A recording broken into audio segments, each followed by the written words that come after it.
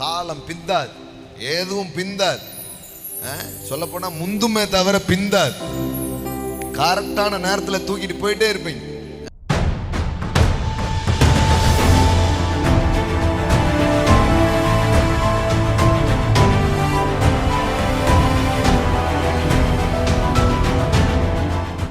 தேவனுடைய எண்ணங்களுக்கு ஒருத்தன் முக்கியத்துவம் கொடுக்க ஆரம்பிக்கிறான்.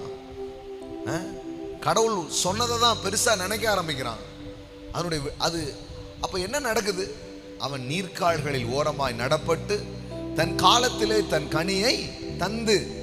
பாருங்க, கடவுளுடைய வார்த்தையை கேட்டுக்கிட்டே இருக்கிற அந்த எக்ஸ்பீரியன்ஸை தாவீது எப்படி வர்ணிக்கிறான்னா, நல்ல தண்ணி ஓடிக்கிட்டே இருக்குது பாருங்க, அது பக்கத்துல ஒரு மரம் இருந்தா எப்படி இருக்குமோ பாருங்க. அந்த எக்ஸ்பீரியன்ஸ் அப்படியே பிக்சரைஸ் பண்ணி அவர் பேசிட்டு இருக்கிறாரு.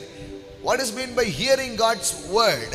இப்போ கடவுளுடைய வார்த்தை நீங்க கேட்டிருக்கீங்க. இந்த அனுபவம் எப்படிப்பட்டதுன்னா, தண்ணீர் அப்படியே ஓடுது, அது பக்கத்துல அந்த தண்ணீர் ஓடுகிற அது பக்கத்துல ஒரு மரம் இருந்தா எப்படி அந்த மரம் பசுமையா இருக்குமோ, அதுபோல வார்த்தையின் அருகிலே, தேவ சத்தத்தின் அருகிலே ஒரு மனுஷனுடைய வாழ்க்கை இருக்குது என்றால், நான் சொல்கிறேன், அவன் நீர்க்கால்கள் ஓரமாய் நடப்பட்ட மரம்.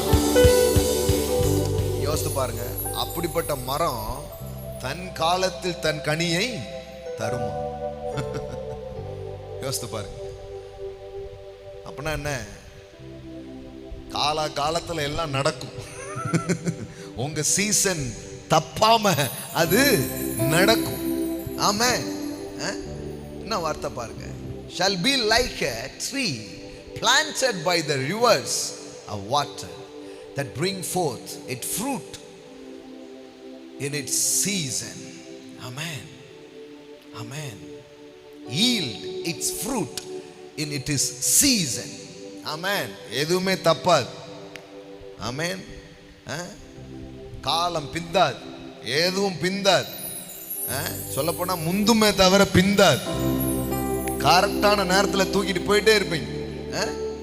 யோசித்து பாருங்க, நல்லா இருப்பான்னு தான் கடவுள் சொல்றார். கடவுளை தேட தேட, கடவுளை நினைக்க நினைக்க, அவரை யோசிக்க யோசிக்க, அவர் வழியில ஒரு மனுஷன் இன்னும் டீப்பா வர வர, சார் இன்னும் நல்லாயிருவான். ஆனா நம்ம வேற மாதிரி மிரட்டி வச்சிருக்கோம் பாரு. நீ நெருங்கி வர வர அவ்வளவுதான், ஒண்ணும் இல்லாம போயிடுவேன். பக்தி வாழ்க்கை வர வர உனக்கு ஒண்ணுமே இல்லாம போயிடும். அப்படிப்பட்ட பக்தி வாழ்க்கையை வேதவசனம் பேசவில்லை. பைபிள் அப்படிப்பட்ட மத சிந்தனையை வேதவசனம் போதிக்கவில்லை. வேதவசனம் சொல்லுகிறது, ஒரு மனிதன் வார்த்தைகளை கேட்கிறான் என்றால், கடவுளோடு நெருங்கி வருகிறான் என்றால், நீரோடை அண்டை நாட்டப்பட்ட மரத்தை போல் அவன் இருக்கிறான். ஆமென், ஆமென். அவன்